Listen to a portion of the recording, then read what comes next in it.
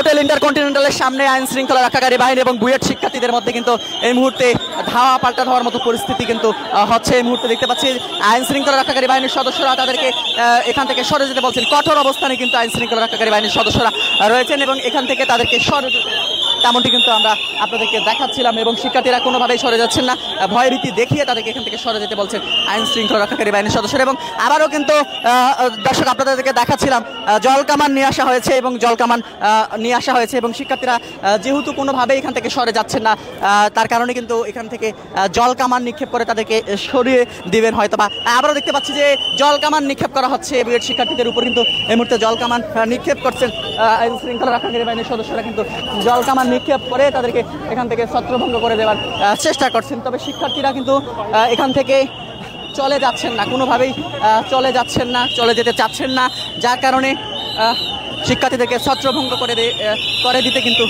এই মুহূর্তে আইন শৃঙ্খলা রক্ষাকারী বাহিনীর সদস্যরা কিন্তু এখানে আমরা দেখতে পাচ্ছি এখান থেকে আবারও সাউন্ড গ্রেনেড কিন্তু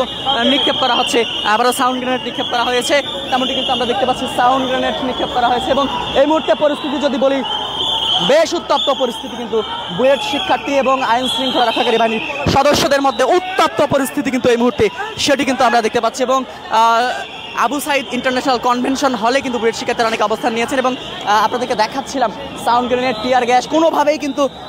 শিক্ষার্থীদেরকে এখান থেকে সরানো যাচ্ছে না, যার কারণে কিন্তু এখান থেকে শিক্ষার্থীদেরকে সরাতে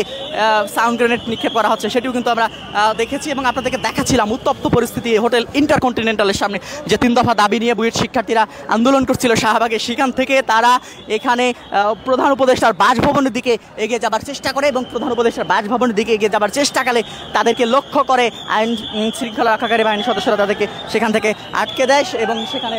বুয়েট শিক্ষার্থীদের সঙ্গে আইন শৃঙ্খলা রক্ষাকারী বাহিনীর সদস্যদের মধ্যে বেশ উত্তপ্ত পরিস্থিতি তৈরি হয়, সেটি কিন্তু আমরা দেখেছি। এই মুহূর্তে হোটেল ইন্টারকন্টিনেন্টালের সামনের পরিস্থিতি কিন্তু